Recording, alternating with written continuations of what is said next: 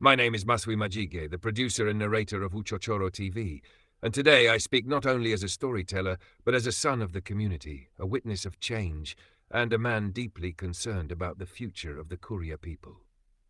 When I speak about Kurya traditions and culture, I am not merely speaking about the past, but about the soul of a people, the foundation of our identity, and the roots that defined who we were before modern names, religions, and lifestyles reshaped our thinking.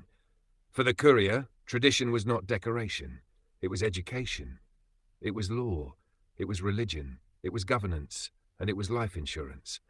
Through tradition, a child learned respect, a youth learned responsibility, a man understood his duty, and a woman understood her place in society, not as oppression but as protection and value according to the understanding of that time. One of the greatest benefits of preserving Kurya traditions and culture is identity. A community without identity is like a person without a name. A Kurya who knows his culture cannot be easily shaken by the winds of the modern world. He may live in the city, pursue higher education, or travel beyond borders, but deep inside he remains Kurya. Traditions united clans, turned funerals into communal responsibilities, celebrations into collective joy, and individual problems into shared burdens. This sense of unity is something the modern world is rapidly losing, where neighbors do not know each other and even relatives rarely sit at the same table. Through tradition, the Kurya raised children without textbooks but with wisdom. Proverbs, stories, and lived examples shaped children into complete human beings. Elders were living libraries, and their words were unwritten laws that were deeply respected. Tradition also provided systems of justice and conflict resolution. Before modern courts, councils of elders restored peace with wisdom and speed. The goal was never victory or defeat, but harmony. This is a powerful value that still holds meaning today if applied with fairness and integrity. Culture and tradition are also economic assets. The modern world is searching for authenticity. People want real stories, indigenous clothing, traditional music, and cultural knowledge. When preserved wisely, tradition can become a source of income, dignity, and opportunity. This is why digital platforms like Uchochoro TV are important, because they capture what would otherwise disappear and preserve it for future generations. However, honesty is essential. Not everything found in tradition should be preserved without question. Some customs were suitable for their time, but may cause harm today.